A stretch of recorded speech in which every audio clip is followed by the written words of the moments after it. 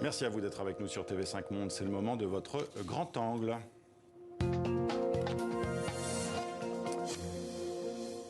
C'est une nouvelle sonnette d'alarme que vient de tirer l'ONU. Une de plus, selon les Nations Unies, le système énergétique mondial est brisé et nous rapproche de plus en plus de la catastrophe climatique. Et même avis du côté du GIEC, sécheresse, pollution, réchauffement, comment faire face, comment changer l'économie pour ne pas aller dans le mur. On en parle avec vous, Emma Aziza. Vous êtes hydrologue et présidente de Mayan Labs, centre de recherches appliquées dédié à l'adaptation climatique. Et vous, Hindou Oumarou Ibrahim, que l'on connaît bien sur les antennes de TV5 Monde. Vous êtes géographe et militante notamment pour la protection de l'environnement. Ce nouveau rapport des Nations Unies qui s'alarme des nouveaux records battus en 2021 sur 4 marqueurs clés, est-ce qu'il vous surprend, Emma Aziza? Alors, excusez-moi, reposez-moi la question. Je vous posais du rapport qui a été publié par l'ONU hier, justement, qui s'inquiétait de ces nouveaux records battus en 2021 sur 4 marqueurs clés, notamment l'acidification des océans, la température. Est-ce que ça vous a surpris ? Non, ça ne nous surprend pas, tout simplement parce que ça suit un petit peu la logique des limites planétaires. On avait la 6e qui venait d'être dépassée. Dans la catégorie de l'eau douce, on avait l'eau verte qui vient d'être dépassée d'après les modélisations qui ont été faites par un certain nombre de chercheurs dans le monde, qui montrent qu'à un moment donné, on dérègle tous les cycles. On dérègle le cycle de l'eau, on dérègle le cycle du phosphore, le cycle de l'azote. On a complètement atteint les sols qui se retrouvent dans des états que l'on n'avait jamais eu jusque-là. Et je crois qu'on est en train de payer en réalité les conséquences d'un aménagement de décennies et décennies sans penser aux équilibres en place et en mettant finalement à la toute fin la question de la biodiversité et du respect du vivant et des cycles. Et on est en train mis en avant justement, c'est ça. Et en fait, il faut juste comprendre qu'on est à l'intérieur. Et donc en réalité, lorsque l'on utilise par exemple massivement l'eau, eh bien, il faut comprendre que la majeure partie des formes énergétiques s'appuient sur la question de l'eau. C'est-à-dire que lorsque vous avez des géants de l'eau mondiaux comme le Brésil par exemple, ou en Chine l'année dernière qui a vécu une sécheresse historique et que vous n'avez plus d'eau dans les rivières, on a jusqu'à moins 80% de débit, eh bien vous avez des barrages hydroélectriques qui ne fonctionnent plus. Alors on va massivement se reporter sur d'autres modes. Le problème, c'est que même pour extraire du charbon ou du pétrole, on a besoin d'eau. Et donc à ce moment-là, il ne reste plus que l'éolien et le solaire. Et si on n'a pas eu une action majeure justement vers ces nouveaux systèmes, eh bien on se rend compte de la fragilité de nos modèles.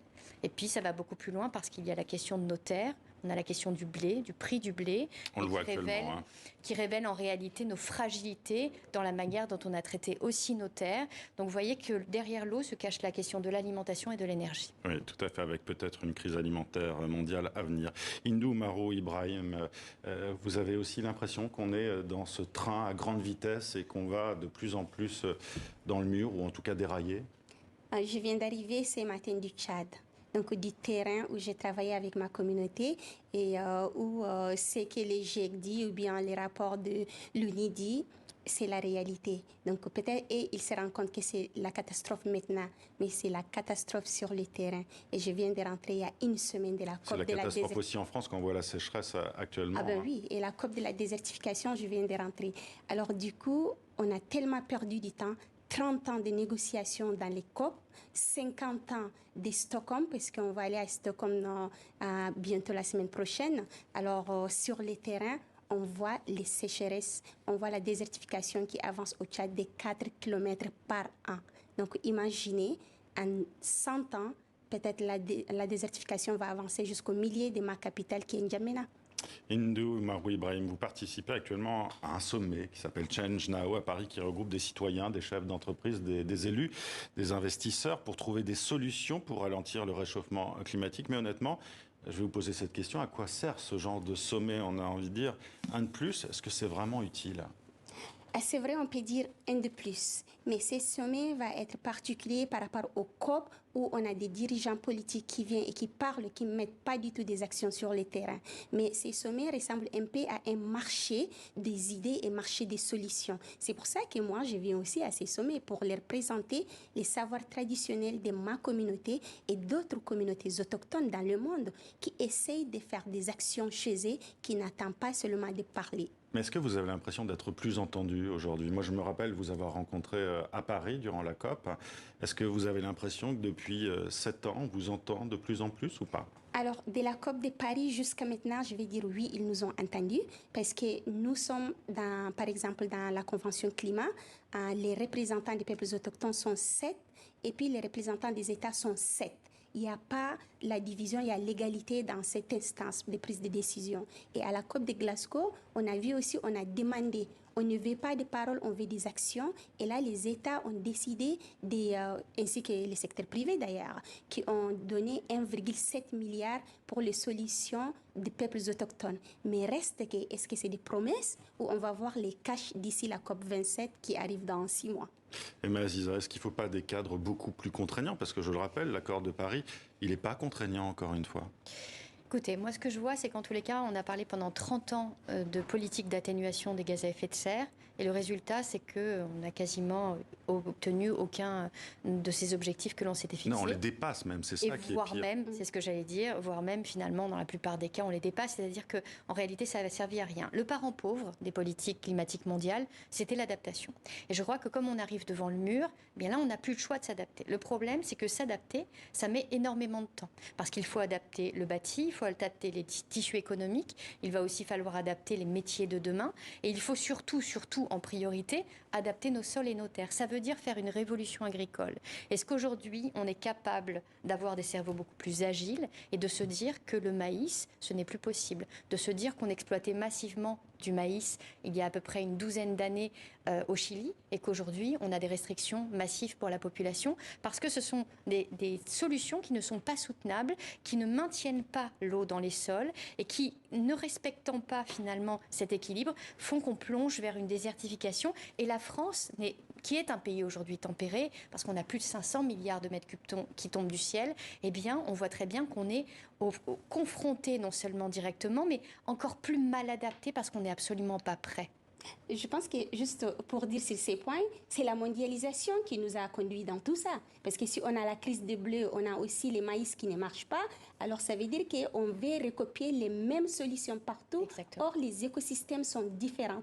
Si on parle des autochtones, nous, on a des solutions basées sur les différents écosystèmes et c'est comme ça qu'on fait aussi les systèmes alimentaires durables dans nos communautés. Donc, on est la solution à suivre. Hindou Oumarou Ibrahim, vous remettez en cause, en fait, clairement, le système économique mondial basé sur le capitalisme. Clairement. Absolument, absolument. Ouais. Je les remets en cause parce qu'on le voit maintenant, on vit avec. Juste quand il y a eu la guerre, l'Ukraine, la Russie, bon, les pays développés qui se croyaient qu'ils sont en dehors de l'insécurité alimentaire, ils ont commencé à crier parce que les prix ont commencé à augmenter. Qu'est-ce qui a fait ça? Parce qu'ils ne sont pas autosuffisants. Ils ne mangent pas en produisant chez eux. Et ils veulent imposer ça aussi aux pays en développement. Or, on a des terres fertiles, on a des savoirs traditionnels, on peut nourrir nos communautés et ils doivent maintenant copier de nous. Des terres encore fertiles. Parce qu'Emma Aziza, vous êtes hydrologue et je vais donner des chiffres qui donnent le vertige concernant l'eau sur la planète. En 20 ans à peine, la durée des épisodes de sécheresse s'est accrue de 29% selon le rapport des Nations Unies. Et d'ici 2030, la sécheresse pourrait entraîner le déplacement de 700 millions de personnes. 700 millions de personnes dans le monde. C'est juste énorme et c'est extrêmement inquiétant. Alors oui, mais on le constate quand on regarde que depuis 2017, on a des sécheresses historiques en France et qu'on n'en est qu'au balbutiement du fait d'avoir une politique d'action massive, qu'on en est juste à préparer des cartes 3 mois à l'avance pour vous dire si potentiellement ce sera sévère, peu sévère ou très sévère.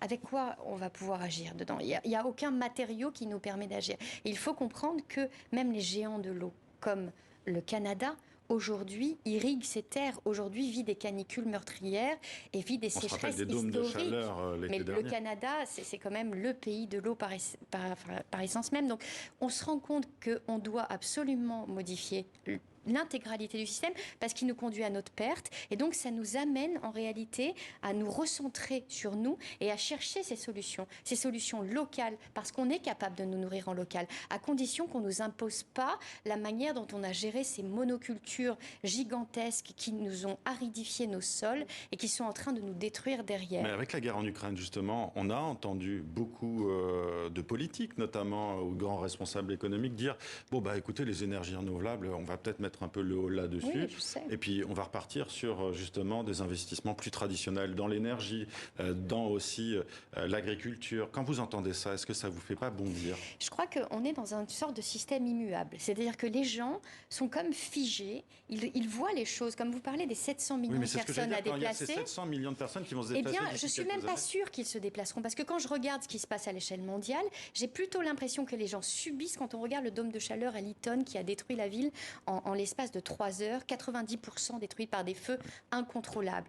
Une température qui normalement est de l'ordre de 20 degrés là-bas et qui a atteint 49 degrés 7. Les gens se sont retrouvés complètement piégés, sans pouvoir bouger. Donc en réalité, ces déplacements, on ne les a même pas vus parce que les gens n'arrivent même pas à réagir parce que tout simplement aujourd'hui on fait des prêts immobiliers sur 20-30 ans et qu'on est dans une situation de sédentarisation massive qui fait qu'on ne sait même pas où est-ce qu'on pourrait aller, si ce n'est la guerre qui nous déplace.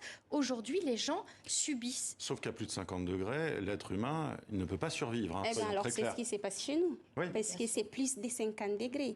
Quand j'étais au Tchad, j'en ai vu de mes propres yeux, c'est monté à 51 degrés Celsius. Et donc, c'est pas, on est plus en piège, on est en piège déjà. Et juste sur ça, parce que quand je vois les images des animaux morts qui se passent, alors au Kenya, on avait demandé à un membre de la communauté, c'est pas seulement le bœuf, les moutons, les ânes qui meurent, c'est les chameaux. Et pour nous aussi, les chameaux qui résistent 3 mois avant de boire ou 3 semaines avant de boire, selon les saisons, ils commencent à mourir de soif.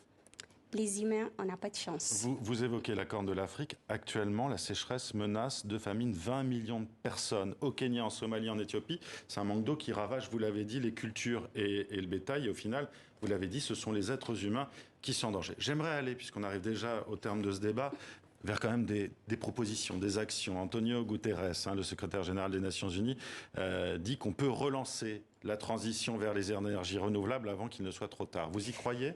Je crois qu'il y a des parties de terre qui seront aujourd'hui inhabitables. La Corne de l'Afrique, sur certaines zones, on va difficilement pouvoir revenir sur cette aridification parce qu'elle est terrible, elle est tellement massive qu'à un moment donné, il y a un système qui s'est enrayé. Je crois qu'il y a d'autres terres sur lesquelles on va pouvoir agir massivement, mais il faut agir maintenant. Il faut arrêter de parler du climat en évoquant des scénarios à 2030, 2050 et 2100, parce que c'est maintenant. On n'est plus à l'heure des colloques, on n'est plus à l'heure des rapports. Les rapports, on les a. Les scientifiques sont très clairs. Aujourd'hui, on est à l'heure de l'action. Il faut tous qu'on agisse à notre échelle. Et je pense qu'on a tous au moins cette capacité d'agir dans les choix de ce que l'on prône et derrière dans notre action au quotidien.